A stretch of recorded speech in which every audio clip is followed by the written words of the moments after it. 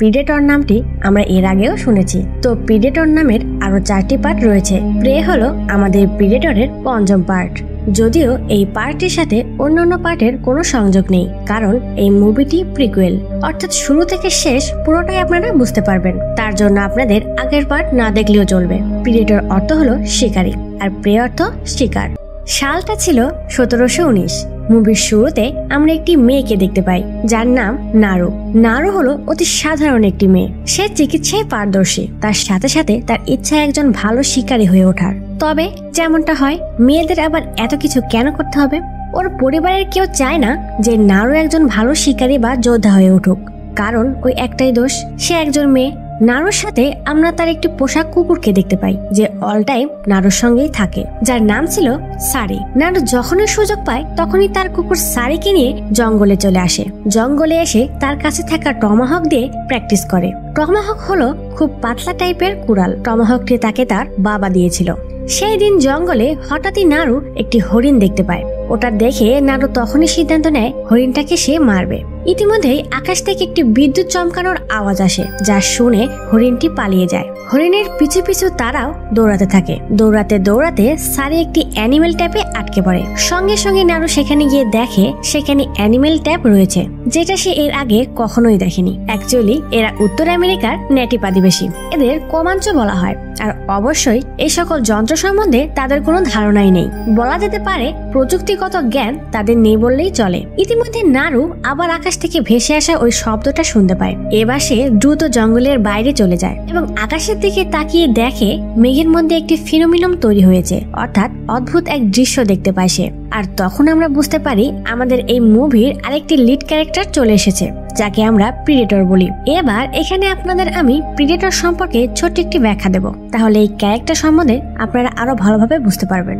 আমাদের পৃথিবীতে যে সকল হিংস্র জীবজন্তু রয়েছে তারাও কিন্তু এক ধরনের প্রিডেটর। আমি আগেই বলেছিলাম প্রিডেটর অর্থ শিকারী। আমাদের দেখা হিংস্র জীবজন্তুগুলো শিকার করে এবং তা খেয়ে ফেলে, কিন্তু এই প্রিডেটরদের ক্ষেত্রে যা হয় তা হলো এরা শিকার করে ঠিকই, কিন্তু সেটা খায় না। এবার আপনাদের মনে হতে পারে যদি না খায় তাহলে কি করে, এটাও আমি বলবো।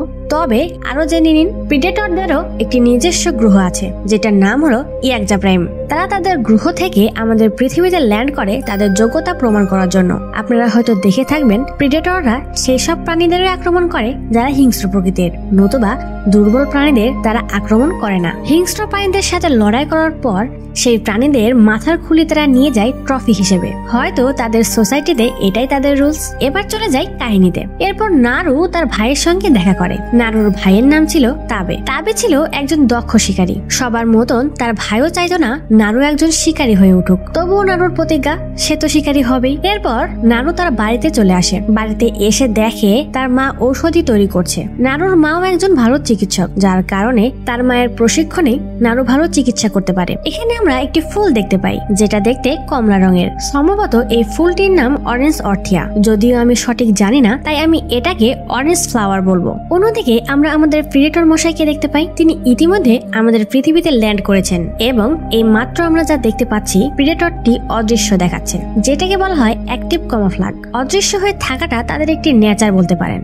প্রিডেটরটি নিচে নেমে প্রথমে একটি হিংস্র র্যাটেল স্নেককে আক্রমণ করে। সাপটিকে মারার পর স্বাভাবিকভাবেই তারা যেটা করে সেই হিংস্র প্রাণীটির মাথা এবং হাড় নিজের কাছে রেখে দেয় তাদের ট্রফি হিসাবে, যে সে এই ফাইটে জিতেছে। দৃশ্য চেঞ্জ হলে আমরা নারুকে দেখতে পাই। সে জানতে পারে পুহি নামের একজনকে একটি জঙ্গলি সিংহ নিয়ে গেছে, তাই সিংহটাকে ধরতে তাবে এবং তার সঙ্গীরা বেরিয়ে পড়ে। তার পিছু পিছু নারু এবং তার কুকুর সারিও চলে আসে। তবে নারুকে তারা তাদের সঙ্গে নিয়ে যেতে চায় না। তখন তাবে বলে যদি আমরা পুহিকে খুঁজে পাই তাহলে নারু তাকে দ্রুত চিকিৎসা করতে পারবে, তাই এইবারের মতন নারু আমাদের সঙ্গে যাবে। খুঁজতে খুঁজতে তারা পুহিকে পেয়েই যায়। সে তখনও জীবিত ছিল, তাই নারু তার ক্ষততে ওষুধ লাগিয়ে দেয় এবং অরেঞ্জ ফ্লাওয়ারের পাপড়িগুলো ওকে খাইয়ে দেয়। এই ওষুধটি শরীরের রক্ত জমাট বাঁধতে সাহায্য করে, যার ফলে রক্তক্ষরণ কম হয়, তবে সারা শরীর ঠান্ডা হয়ে যায়। পুহিকে দেখে নারু বুঝতে পারে এখানে হয়তো কোনো বড় ধরনের প্রাণী রয়েছে, যার ভয়ে পুহিকে রেখে সিংহটি পালিয়েছে। পুহিকে বাড়ি নিয়ে যাওয়ার সময় নারু লক্ষ্য করে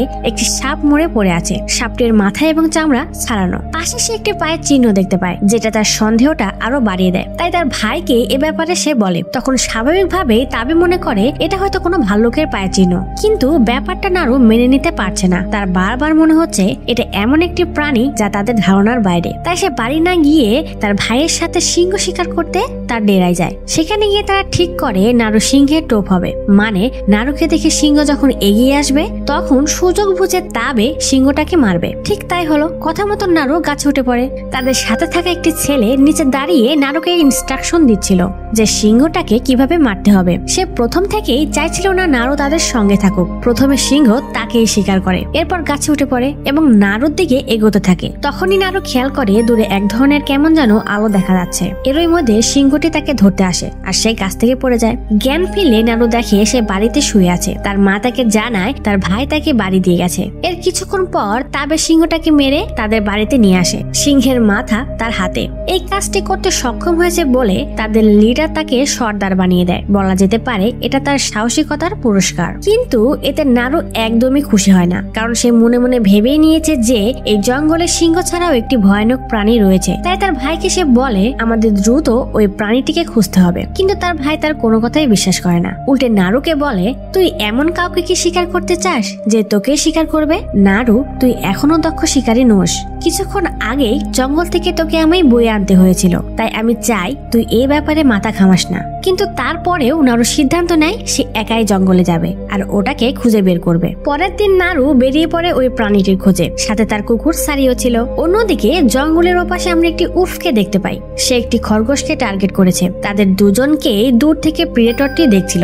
দুজনের মধ্যে উল্ফকে তার হিংস্র প্রাণী বলে মনে হয়, তাই সে উল্ফকে অ্যাটাক করে। তখনও প্রিডেটরটি অদৃশ্য হয়েছিল। কিন্তু আমরা জানি উল্ফ এর ঘ্রাণ শক্তি এবং দৃষ্টিশক্তি মানুষদের থেকে অনেক উন্নত। তাই সহজেই সে বুঝতে পারে প্রিডেটরটি কোথায় দাঁড়িয়ে আছে। উল্ফ প্রিডেটরের দিকে ধেয়ে আসে। তখনই প্রিডেটর তার হাত থেকে আর্ম ব্লেড বের করে আর উল্ফটি খন্ড খন্ড হয়ে যায়। এরপর সে তার মুন্ডটা নিয়ে চলে যায়। সে উল্ফের মাথার যে চামড়াগুলো ছিল সেগুলো অ্যাসিড দ্বারা গলিয়ে ফেলছে, শুধুমাত্র হাড়টুকুন তার কাছে রেখে দেয়। অন্যদিকে আমরা আবার নারুকে দেখতে পাই। সে টমহকটি নিয়ে প্রাণীটিকে এখনো খুঁজছে। পায়ের চিহ্নটি মেপে দেখে ওটা অনেক বড়। অ্যাকচুয়ালি শিকার করার আগে তার সম্বন্ধে সবকিছু জেনে নেওয়া উচিত, অর্থাৎ প্রাণীটি কত বড়, কেমন দেখতে হতে পারে, কতটা হিংস্র ইত্যাদি। এইসব পর্যবেক্ষণ করতে করতেই সে জঙ্গলের বাইরে চলে আসে। সেখানে দেখতে পায় অনেকগুলো বাফেলো মরে পড়ে আছে। তাদের চামড়া ছাড়িয়ে নেওয়া হয়েছে। এই দৃশ্যটি দেখে নারুর একদমই ভালো লাগে না, কারণ এই মানুষগুলো বন্য পশু পাখিদের সহজে শিকার করে না। তারা শুধুমাত্র এদের তখনই শিকার করে যখন তাদের খাদ্যের প্রয়োজন হয় কিংবা কোনো প্রাণীকে তাদের হিংস্র বলে মনে হয়, নতুবা এদের ওরা বন্ধুর মতন ভালোবাসে। তাই নারু কষ্টের সাথে তাদের জন্য প্রার্থনা করে। এরপর সে এবং সারি আবার হাঁটতে থাকে। এরই মধ্যে সে তার টমহকটি নিয়ে একটু প্র্যাকটিস করে। এদিক সেদিক থেকে খরগোশ মেরে সেটা দুজনে খায়। এরপর একটু বিশ্রাম নিয়ে আবার বেরিয়ে পড়ে তার দেখা ওই হিংস্র প্রাণীটির খোঁজে। অন্যদিকে প্রেডেটর কিন্তু সারির আওয়াজ শুনে তাদের উপস্থিতি বুঝতে পারে এবং সে নারুর পায়ের চিহ্ন থেকে শুরু করে সে কোথায় কোথায় গেছে সবটা দেখতে থাকে।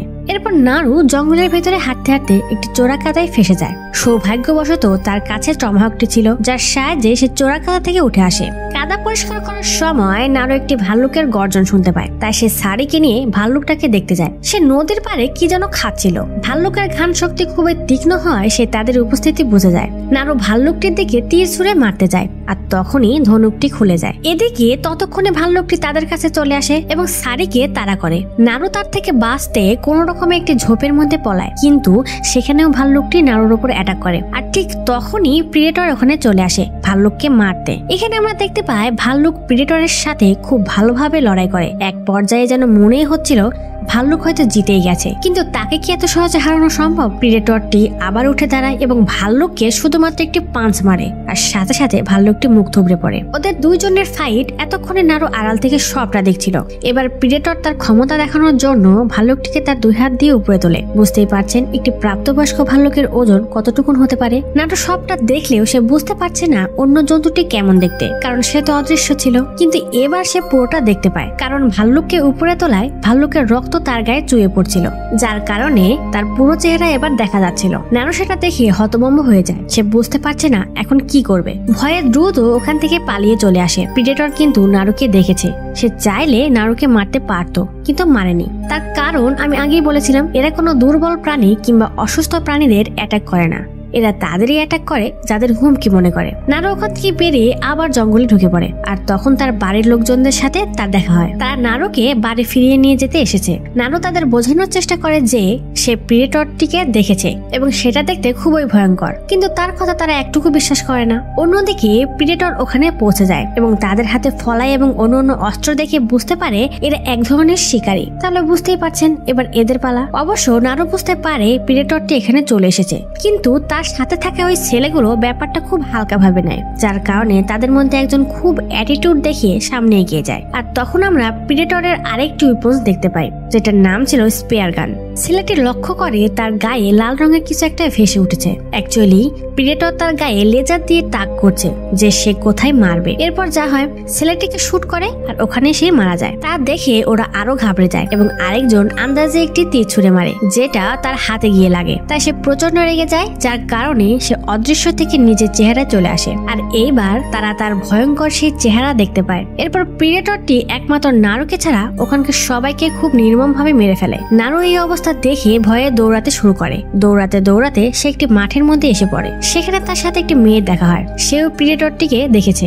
মেয়েটি নারুকে লুকিয়ে থাকতে বলে। ওরা ভাবে তাহলে হয়তো প্রিডেটর তাদের দেখতে পাবে না, কিন্তু ওরা জানে না তার কাছে কত প্রকারের টেকনোলজি রয়েছে, যার সাহায্যে সে খুব সহজেই বুঝতে পারে তারা কোথায় লুকিয়ে আছে। নারু ব্যাপারটা বুঝে ওখান থেকে আবার দৌড়ানো শুরু করে। তবে মেয়েটি আর রক্ষা পায় না। দৌড়াতে দৌড়াতে সে অ্যানিমেল টাইপে আটকা পড়ে। প্রিডেটরও সেখানে চলে আসে। নারুকে দেখে সে মনে করে সে একজন আঘাতপ্রাপ্ত প্রাণী, তাই নারুকে কিছু না বলেই ওখান থেকে সে চলে যায়। ইতিমধ্যে সেখানে আমরা কিছু ফ্রেঞ্চ ভয়েজারদের দেখতে পাই, অর্থাৎ ফরাসি ভ্রমণকারী। মূলত তারা এই অ্যানিমেল ট্যাপ রেখেছিল। তারা এখানে প্রিডেটরকে ধরতেই এসেছে। নারু তাদের ফাঁদে আটকা পড়ায় নারুকে তারা তাদের ডেরায় নিয়ে যায় এবং খাঁচার মধ্যে আটকে রাখে।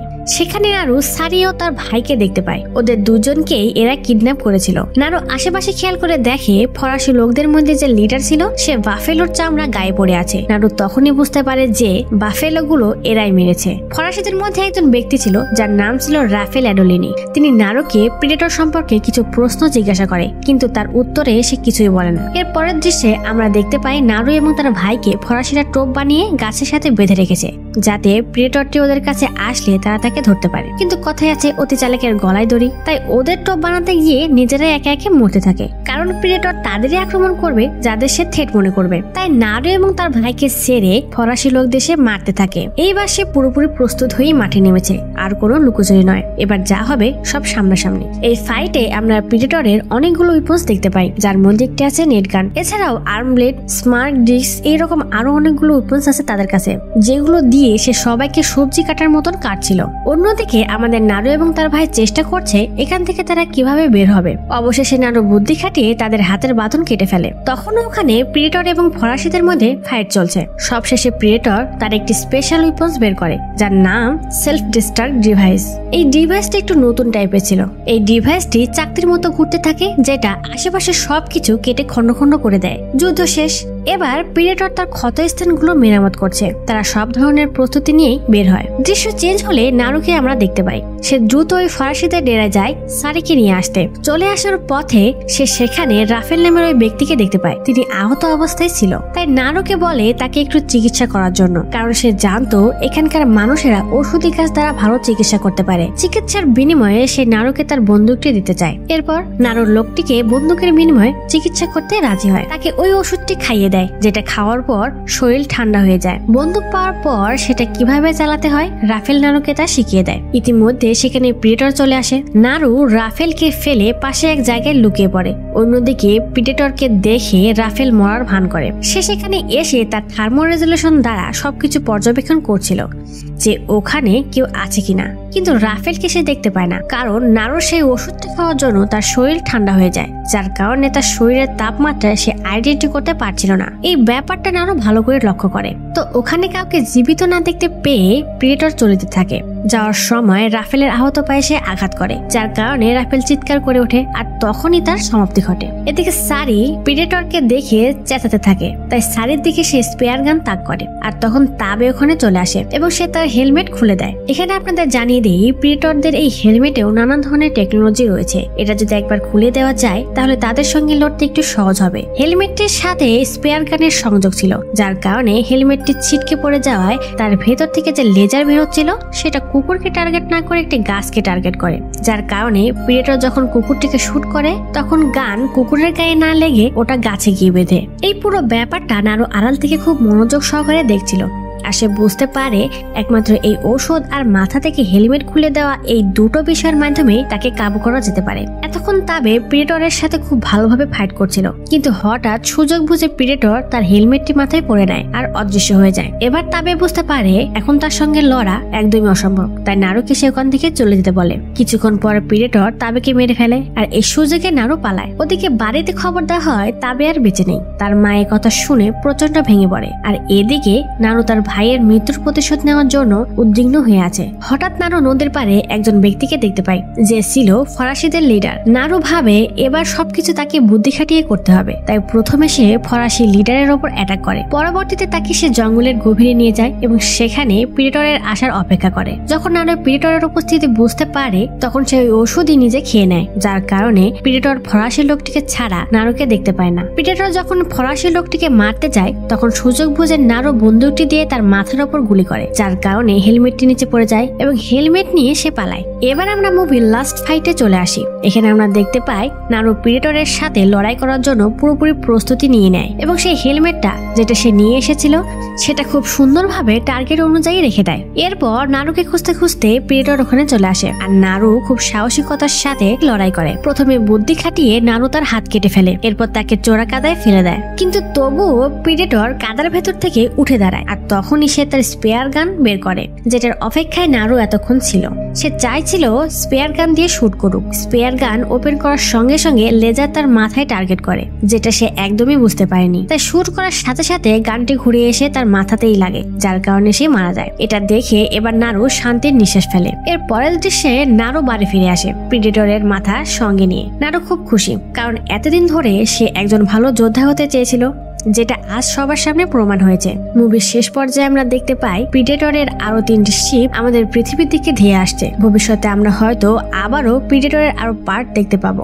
সো গাইস, কেমন লাগলো অবশ্যই আমাকে জানাবেন। আজ এই পর্যন্তই, তবে আবারও দেখা হবে পরের ভিডিওর মাধ্যমে। Bye bye.